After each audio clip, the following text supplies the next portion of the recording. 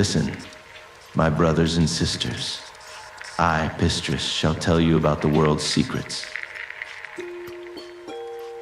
Lies of P sembra non aver lasciato nella community italiana quel solco che segna un profondo e reale interesse per la costruzione del mondo di gioco, a differenza ad esempio di quanto accade in ambito internazionale, e questo lo ritengo abbastanza strano data invece l'effettiva profondità e complessità della lore, che anche nel caso di Lies of P è consegnata nelle mani del giocatore in alcuni dei suoi punti con il contagocce. Oggi voglio proprio andare a raccogliere qua e là questi piccoli pezzi lasciati dalle descrizioni del gioco per compiere l'ingrato compito di ricostruire l'interezza della timeline della città di Krat e quindi riordinare tutti quegli eventi che ci vengono presentati in modo confusionario, oltre a voler approfondire man mano questi accadimenti per interpretare meglio tutta la storia successiva. L'intento è infatti quello prima di tutto di fare luce sul posizionamento di questi eventi, dato che il problema principale nel comprendere quello che davvero accade nella storia della città è che il mondo si racconta in piccolissimi eventi che generalmente hanno una motivazione e un peso ben preciso, ma solo se posizionati nel giusto contesto storico e quindi confusionari se considerati un po' così alla cieca. Il video sarà scandito in macro periodi, partendo dai cosiddetti tempi antichi, passando per 600 anni prima e così via fino a raggiungere il presente. Le sezioni saranno corrispondenti ai diversi periodi storici della narrazione, integrati laddove servisse da una serie di out of track per chiarire concetti necessari per l'analisi di determinati avvenimenti. Prima di partire voglio mettere le mani avanti e dire che ci sono due principali elementi fumosi nel quadro complessivo, che anche andando nel text dump coreano, a parte qualche piccolo indizio, non sono riuscito a risolvere definitivamente e anzi sono quasi complete speculazioni e supposizioni. Il primo è legato alla struttura politica della Krat ancestrale, cioè al ruolo delle famiglie antiche e come effettivamente queste esercitavano il proprio potere. Mentre l'altro punto problematico è l'angelo di metallo nella sua interezza, quindi culto dell'immortalità, potere associato e tutti quelli che sono i precisi eventi di cui sono protagonisti gli abitanti dell'antica regione di Krat. Non facciamoci però frenare da questi dubbi e partiamo subito con la prima macro area e con una serie di teorie proprio sulla questione angelo di metallo.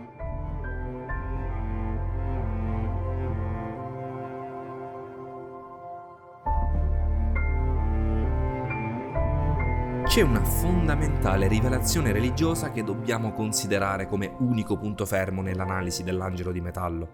Questa ci dice prima di tutto che l'angelo era una stella venuta da un altro mondo e io direi che la definizione meteorite sia leggermente più calzante anche considerando poi le altre informazioni che andremo a vedere. Poi questo testo sacro ci dice che la discesa dell'angelo sia avvenuta in risposta ad una ricerca di contatto da parte degli umani e che questo contatto sia avvenuto tramite un desiderio arrivato proprio a quella stella discesa. Qui il concetto di desiderio a mio avviso ha un profondo collegamento con il potere dell'ergo e in generale con come il soffio di vita che guida tutto sia interpretato nel mondo di Lies of P, anche perché è un qualcosa che si ripresenta in altri punti della lore e che sottolinea in generale la capacità che un desiderio ha di rompere, in un certo senso, le barriere tra mondi. Questo ritorna in modo prorompente nelle farfalle dimensionali, che sono appunto delle creature provenienti da un'altra dimensione e che incarnano il desiderio di sopravvivenza di questo mondo, come se appunto il desiderio stesso sia stato lo strumento per far comparire la farfalla, che porta con sé dei pezzi di stella, ovviamente anch'essi provenienti da quest'altra dimensione.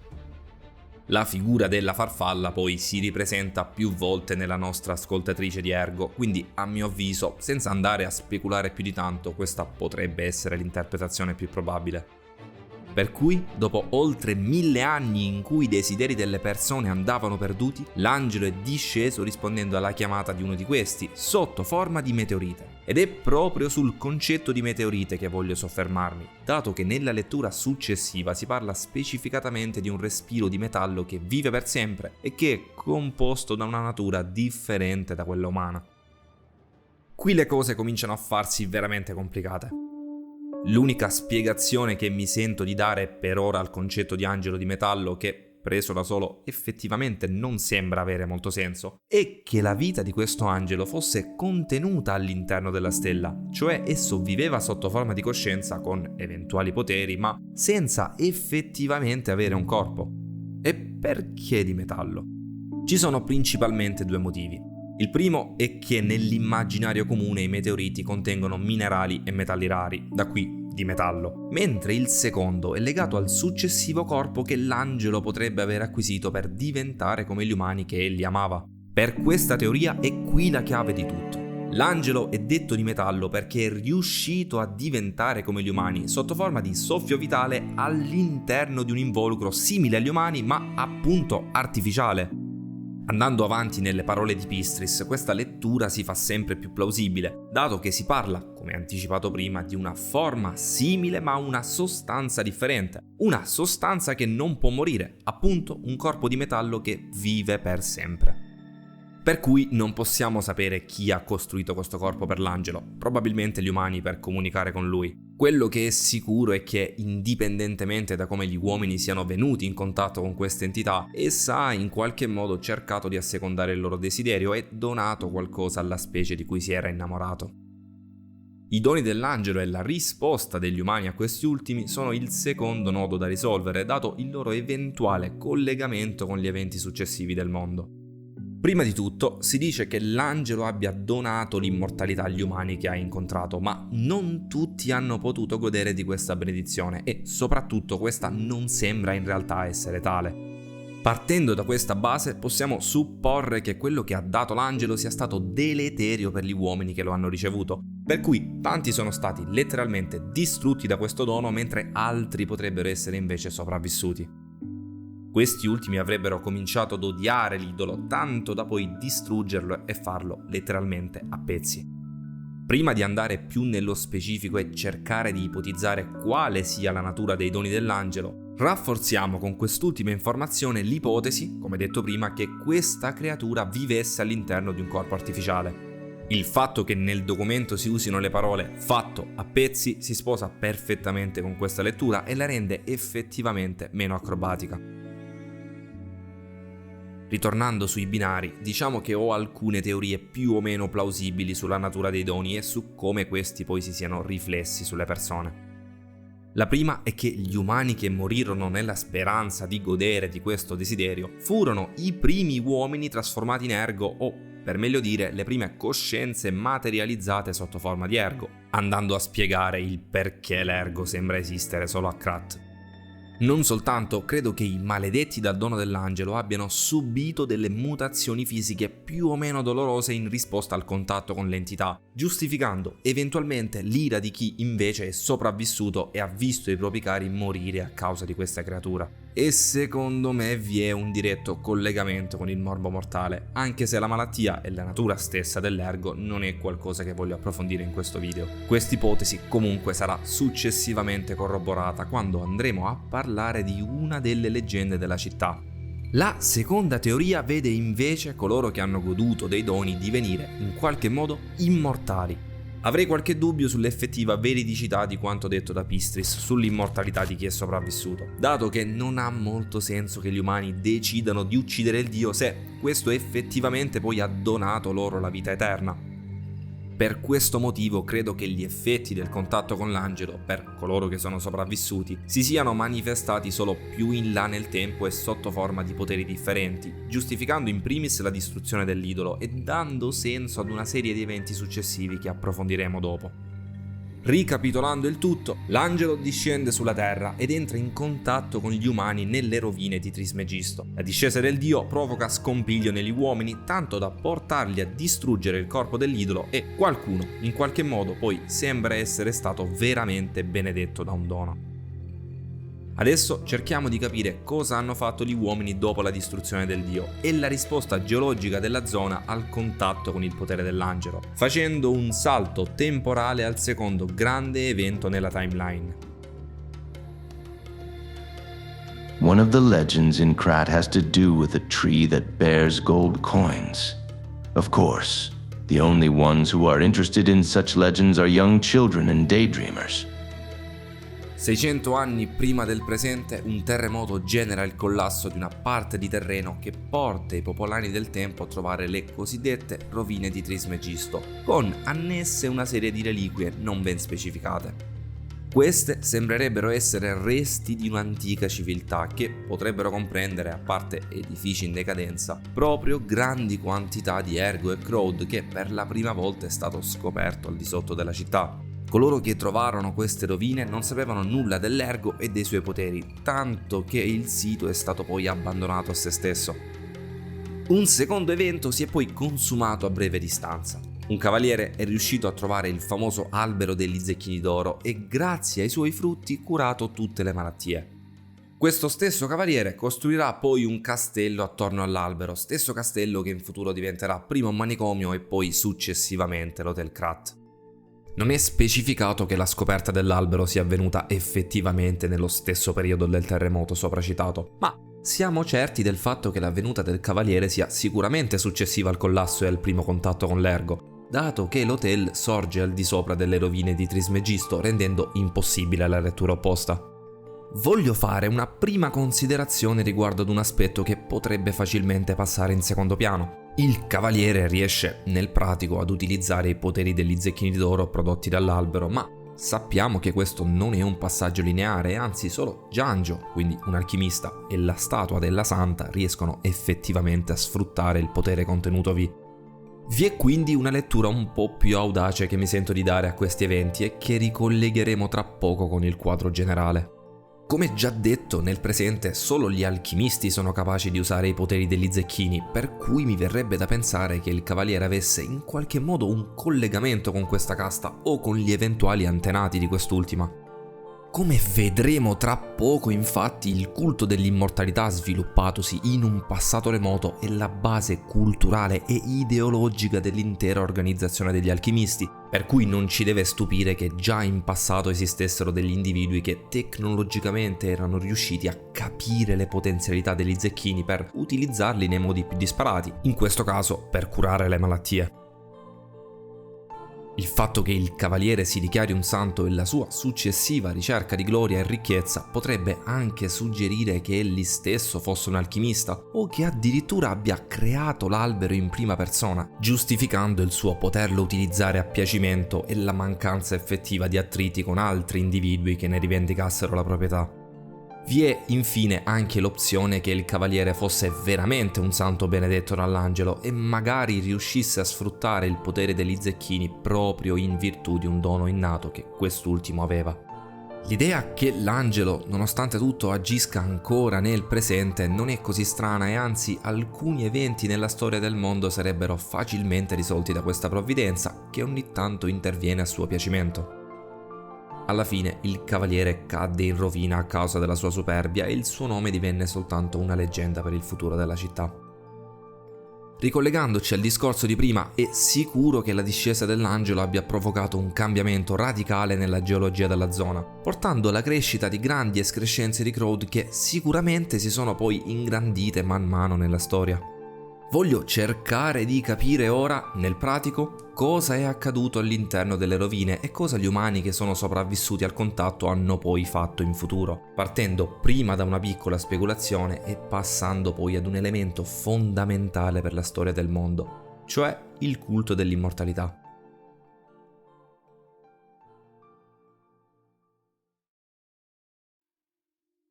The undying substance. The breath of metal that lives forever. That is the reason humans wished for an angel. The angel gladly shared immortality with humans, but that blessing wasn't for everyone.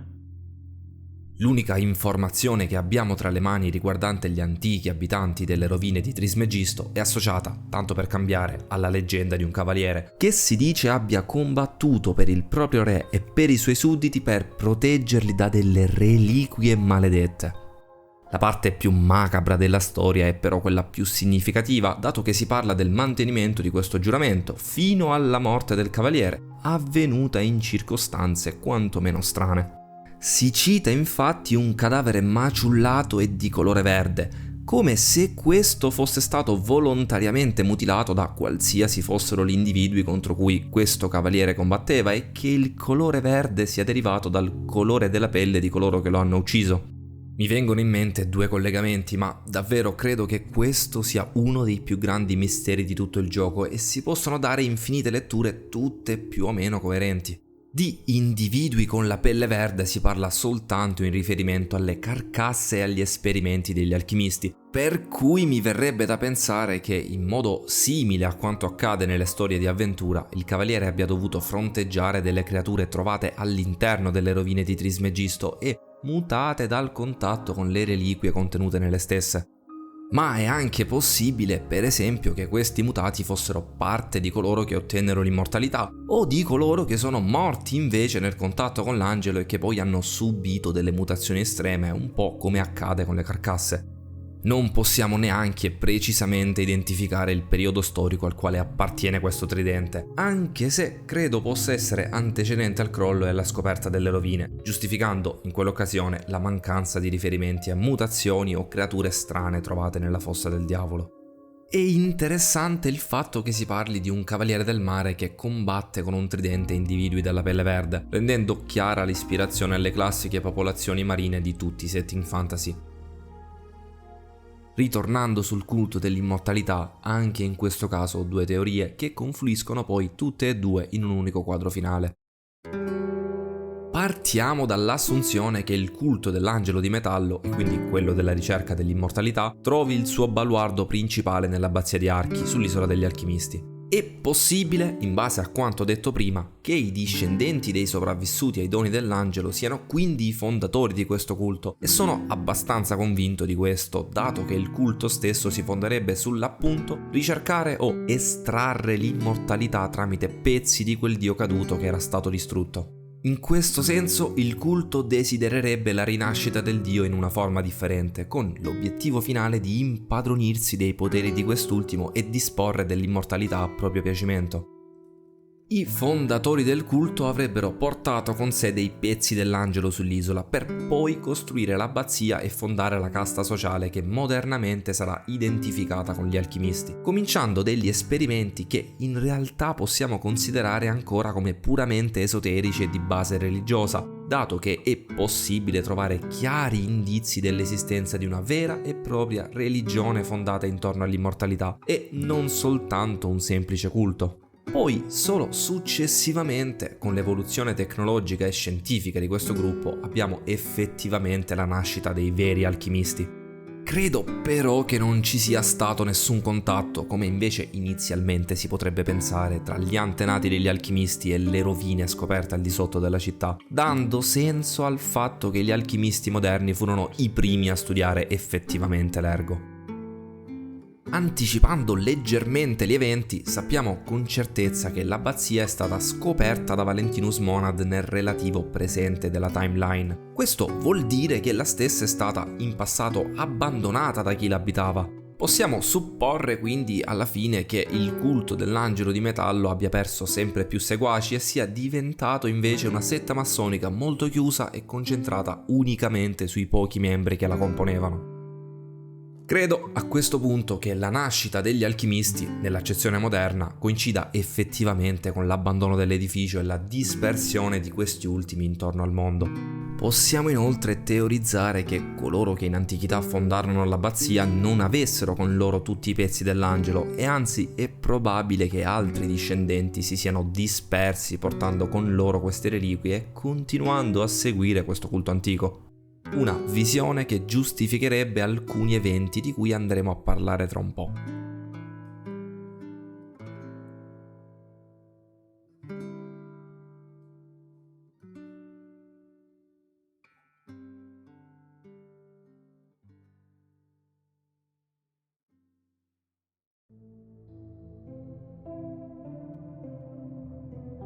La teoria precedente riguardante la mancanza di alchimisti antichi durante il collasso del terreno e la scoperta delle rovine di Trismegisto si scontra in realtà un po' con l'evento immediatamente successivo della timeline. Abbiamo infatti liquidato velocemente l'albero degli zecchini d'oro senza effettivamente andare ad approfondirne la natura e l'origine, Per cui voglio prendermi questa sezione di video proprio per sbrigliare questo mistero e chiarire definitivamente dei dubbi fondamentali. Una delle più grandi leggende della città di Krat riguarda appunto l'esistenza di un albero interamente dorato, un albero che ha la capacità di produrre zecchini d'oro portatori di un potere miracoloso. Nonostante questo mito sia radicato nelle fondamenta culturali della città, nessuno sembra credere veramente all'esistenza di questo albero, cosa che ci dà intanto un primo indizio fondamentale. Dopo la decadenza del famoso cavaliere, nessuno ha avuto più la possibilità di accedere all'albero d'oro situato nel castello, almeno non pubblicamente. Di conseguenza il passaggio dei secoli ha poi cancellato il ricordo dell'albero e l'ha trasformato in una leggenda. È quindi molto probabile che gli alchimisti non abbiano mai più avuto accesso a quella risorsa prima del rapporto commerciale stipulato con Antonia, cosa molto strana a cui trovare una giustificazione date alcune considerazioni ed eventi che andremo ad analizzare in futuro. In generale, l'utilizzo dell'albero è un qualcosa di cui finiremo di parlare più in là, dato che ci mancano ancora una serie di pezzi fondamentali. Volendo studiare invece la natura dell'albero, il compito si rivela essere molto più semplice. But the alchemists have tainted everything. The gold coin tree is a pathetic creature they created from the listeners. Like many of their creations, it's tragic, but useful. You can control ergo with gold coin fruits. The sad tears of those who became trees. Sofia ci rivela esplicitamente che gli alberi d'oro sono delle creature artificiali create dagli alchimisti a partire dagli ascoltatori di Ergo, ed effettivamente il design non lascia spazio a dubbi. Questa informazione ci permette di mettere dei paletti alla narrazione molto importanti. L'albero è stato in antichità creato dagli antenati degli alchimisti che avevano avuto un contatto con un ascoltatore di Ergo. Questo vuol dire che gli ascoltatori sono presumibilmente sempre esistiti e abbiano sempre avuto un rapporto con gli alchimisti, considerato ad esempio il ruolo di Isabel Monad. Anzi, ancor di più, il ruolo di ascoltatore diventa a questo punto necessariamente ereditario, una benedizione tramandata da generazione in generazione. Credo abbiate capito dove sto andando a parare. I poteri da ascoltatore sono quasi sicuramente il o uno dei doni fatti dall'angelo di metallo, e quindi questi individui sarebbero i discendenti di coloro che per primi hanno avuto un contatto con il dio. Questa considerazione è importantissima e ci fa capire anche come nel tempo il ruolo degli ascoltatori sia radicalmente cambiato, passando presumibilmente da sacerdoti / sacerdotesse a, nel presente, strumento da utilizzare a proprio piacimento. Ritornando all'albero, non è fondamentale capire se sia stato il cavaliere o qualcun altro a crearlo. Ciò che conta davvero è il ruolo religioso che l'albero ha acquisito prima di tutto agli occhi del cavaliere e poi agli occhi di coloro che venivano guariti dal potere degli zecchini. Non è un caso che si parli di santificazione di questa figura e anzi credo proprio che la sacralità con la quale veniva visto l'albero sia specchio della religiosità della cultura alchimistica dei tempi antichi, e ci fa capire come effettivamente gli alchimisti del tempo non comprendessero veramente il funzionamento degli zecchini e il loro legame con l'ergo, anche perché, in teoria, l'ergo non era stato ancora scoperto. La successione di eventi descritti fino ad ora formano le fondamenta della moderna Krat e, nel pratico, manca soltanto un elemento per completare il quadro e definire in modo chiaro tutti gli aspetti storici che precedono la fondazione della città. Questo perché fino ad ora si è parlato di una serie di insediamenti nell'area dove attualmente risiede la stessa, ma sarebbe sbagliato pensare che questi rappresentino effettivamente gli antenati di Krat. La fondazione si identifica infatti con una coppia di eventi storici che si susseguono in modo più o meno stretto. Il primo è l'incontro con l'angelo e la creazione del culto di San Frangelico, mentre il secondo è la formazione e l'imposizione del potere delle cosiddette antiche famiglie della città, che non può essere associato ad un singolo avvenimento, ma è invece un qualcosa che si sviluppa nel tempo e che nel pratico scandisce l'effettiva formazione politica del borgo. Riguardo il primo evento, partiamo dal presupposto che sappiamo veramente poco di questo culto, anzi forse è l'aspetto del mondo su cui il gioco ci dà meno delucidazioni in assoluto. Sappiamo infatti che il santo, su cui la religione si fonda, ha incontrato l'angelo da un'ala sola ed è stato letteralmente preso nell'abbraccio di quest'ultimo. Le descrizioni suggeriscono che l'angelo abbia cullato con la sua presenza il santo e l'abbia risollevato da un freddo, sicuramente metaforico, che rischiava di prenderlo. L'emissario gli ha fatto poi una rivelazione. Subito dopo il santo fonda la chiesa e di conseguenza il culto, non soltanto attorno all'angelo ma anche a questo punto attorno a se stesso. È importante capire come la fede legata al santo sia essenzialmente una branca di una più grande religione monoteistica, probabilmente di matrice semicristiana, basata appunto su Dio e, in questo caso, su un messaggero disceso per suo conto. Per cui l'angelo non è la divinità di riferimento, ma è soltanto, appunto, emissaria di un Dio assoluto. E questo è sottolineato poi dai dialoghi di Andreas durante la boss fight, che, nella sua follia, crede di essere la reincarnazione dell'angelo di San Frangelico. I'm a one-winged angel. Only I can sense the presence of God. Come spesso accade nella storia, questo culto diventa culla di un insediamento, quello cioè del villaggio di Claraluna, ed è proprio esplicito nel gioco che questo sistema di case sia il vero progenitore di quella che sarà in futuro la città di Krat. Il piccolo insediamento diventa poi sempre più spesso meta di pellegrini e fedeli che andavano appunto a visitare la cattedrale anche e soprattutto dopo la morte del santo. Un aspetto sottolineato in modo abbastanza evidente è come l'evoluzione tecnologica sia stata accolta dai fedeli più radicali che consideravano la possibilità di raggiungere la cattedrale tramite una funivia uno snaturamento del senso primo del pellegrinaggio e della fatica che dovrebbe derivarne. Questo perché originariamente tutti i fedeli venivano issati sulla montagna usando una puleggia manuale. Prima di tracciare il profilo dello sviluppo delle famiglie antiche, vorrei portare sul piatto una speculazione a mio avviso molto gustosa sulla natura dell'angelo e sul suo incontro con il santo. La speculazione nasce da un semplice parallelismo ed è troppo sottile per poterla considerare veramente consistente. Nel culto di San Frangelico si parla di un angelo da un'ala sola con il quale esso ha avuto un contatto e, anticipando leggermente gli eventi, anzi la reliquia disputata nel presente di gioco è il cosiddetto braccio di Dio, che possiamo in modo abbastanza sicuro dire essere un pezzo dell'angelo di metallo caduto in origine nel mondo.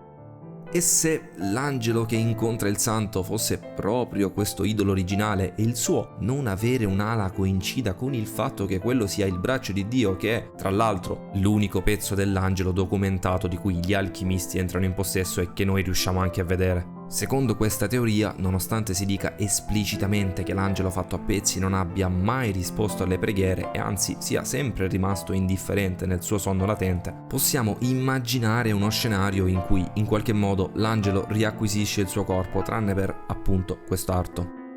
La lettura per cui poi i tentativi di comunicazione degli alchimisti siano sempre falliti è accompagnata dal fatto che solo il santo ha effettivamente avuto un contatto con l'angelo, che è poi sparito nel nulla così come lo è stato fino a quel momento. Mi rendo conto che è una teoria abbastanza spinta e che si aggrappa unicamente all'idea che l'angelo sia effettivamente intervenuto altre volte nella storia oltre alla sua prima venuta. Entriamo ora nell'ultima parte del video, cercando di fare luce sul secondo elemento più fumoso dell'intera timeline.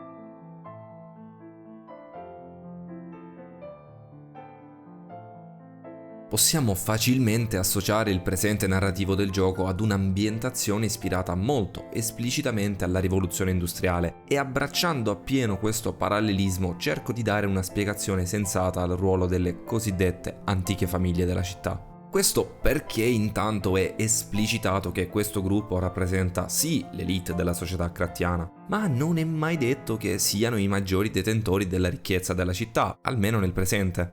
Anzi, proprio per come viene rappresentato il rapporto tra famiglie e alchimisti / unione dell'officina, diventa chiaro come queste figure siano ormai un retaggio del passato e specchio di una Krat evidentemente basata su una struttura signorile e nobiliare, diversa da quella irruente e all'avanguardia del presente, che è appunto basata invece sulla produzione industriale e sull'innovazione.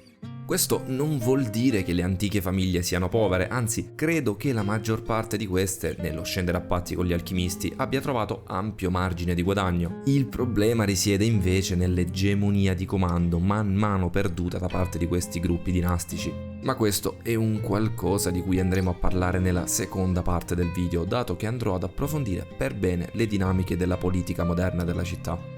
Quello che invece voglio ipotizzare è come questi gruppi familiari si siano imposti. A partire dalla fondazione della cattedrale e dalla prima espansione del villaggio di Claraluna, la struttura sociale e di comando nei dintorni dell'area si fa più fitta, con i proprietari terrieri del luogo che acquisiscono il titolo di nobili e che impongono il loro dominio economico e culturale sugli insediamenti dell'area. Niente di più di quanto potrebbe essere accaduto durante il Medioevo in una qualsiasi zona costiera europea. Vi sono sicuramente poi degli intrecci tra il culto della cattedrale e la diffusione di questo potere nobile, ma non è qualcosa di cui voglio parlare, anche perché non vi si fa mai riferimento all'interno del gioco. È fondamentale invece capire l'ispirazione medievale per dare una definizione precisa ai persecutori e quindi al loro ruolo nella società. Mi piace definire i persecutori come il braccio armato privato delle classi privilegiate di Krat, ed è effettivamente una definizione abbastanza calzante, dato che, per come ci vengono presentati, sembrano individui simili a dei mercenari che combattono per il proprio signore e svolgono, in generale, il lavoro sporco per conto di altri.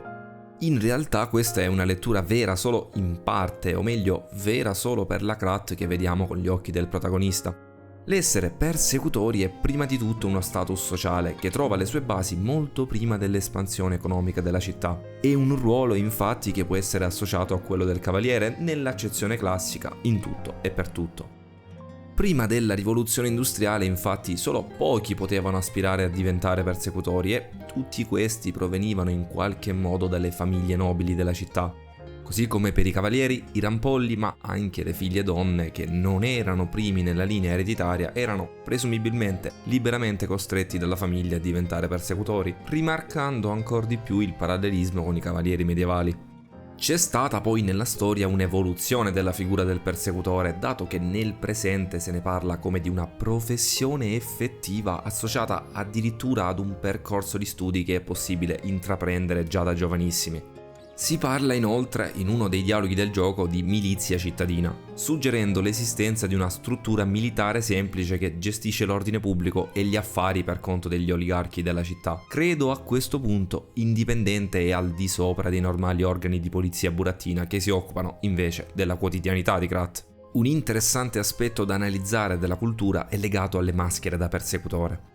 Tutti infatti svolgono il proprio lavoro indossando una maschera di animale come se fosse un uniforme, e anzi il tipo di animale e la possibilità di scegliere quale maschera indossare sembra essere legato ad una gerarchia di anzianità all'interno del gruppo. Le maschere sono un chiaro riferimento al teatro e una delle immagini dell'ispirazione culturale a cui il gioco si rifà, ma più che per lo stile dell'uniforme, credo sia chiaro il fatto che il portare la maschera sia legato al nascondere il proprio viso mentre si porta a termine il lavoro sporco, rimarcando ancora di più la natura mercenaria di questi individui, unico aspetto che veramente li distanzia dalla figura del cavaliere. Parliamo infine, anticipando leggermente gli eventi, di una scissione avvenuta in tempi moderni nel ruolo del persecutore. Nel gioco infatti si distinguono i persecutori in due principali categorie. I bastardi sono coloro che agiscono per conto degli alchimisti e dell'Unione dell'Officina, e il loro nome deriva effettivamente dalla loro origine familiare. Questi sono infatti i nati dai rapporti extraconiugali dei membri delle antiche famiglie, chiamati appunto bastardi in modo dispregiativo. Le motivazioni che hanno spinto questi ad allearsi con gli alchimisti e con l'Officina sono legate principalmente alla voglia di affermarsi nella nuova società che queste organizzazioni promettevano di creare, dato che i bastardi, per ovvi motivi, erano esclusi dalla successione e giocavano più in generale un ruolo secondario tra i membri della classe agiata. È sottolineato d'altra parte che questa categoria di persecutori dava moltissima importanza sia ai modi di fare che allo stile in combattimento, probabilmente per rimarcare ancora di più la loro voglia di potere e, anche il disprezzo verso l'altro tipo di persecutori. Questo perché gli spazzini sono invece esplicitamente dei mercenari provenienti dai bassi fondi della città e in generale dallo strato di popolazione più povero, che sembra essersi alleato con gli antichi gruppi nobiliari per contrastare i nuovi detentori di potere. Non bisogna prendere sotto gamba questo setting, dato che riprende in modo abbastanza interessante come nella prima rivoluzione industriale la futura classe lavoratrice fosse, giustamente, completamente alienata dalle innovazioni che l'industria prometteva di portare, perché appunto queste nuove tecnologie erano pensate solo per lo strato più ricco della popolazione, che se le poteva permettere. Oltretutto questi lavoratori vivevano e lavoravano in condizioni pietose nelle nuove fabbriche, per cui non ci deve stupire la scelta di allearsi con i vecchi poteri che, oltre a pagare profumatamente i servizi da persecutore, promettevano evidentemente di scacciare queste nuove egemonie che mettevano in ginocchio i poveri della città. Questa situazione si andrà poi ad evolvere ed inasprire con l'arrivo dell'ergo e delle macchine automatizzate, e riprenderemo nuovamente questa discussione proprio in relazione all'invenzione dei burattini e di come questi abbiano essenzialmente preso il posto dei cittadini in tutti i lavori manuali di Krat. Abbiamo ricoperto in modo abbastanza esauriente la prima metà della storia, raggiungendo i tempi moderni con un bagaglio di concetti e conoscenze fondamentali che ci permetteranno poi di capire per bene, nella seconda parte del video, tutti gli eventi che scandiscono la modernità della storia di Krat, che non sono affatto semplici da collocare senza una base solida. Vi lascio con qualcosa su cui riflettere. I didn't expect you to be as rational as we are. I'm impressed, even if it's a lie. I'm sorry I underestimated you for being a puppet. You're open-minded enough to hear the truth about the petrification disease.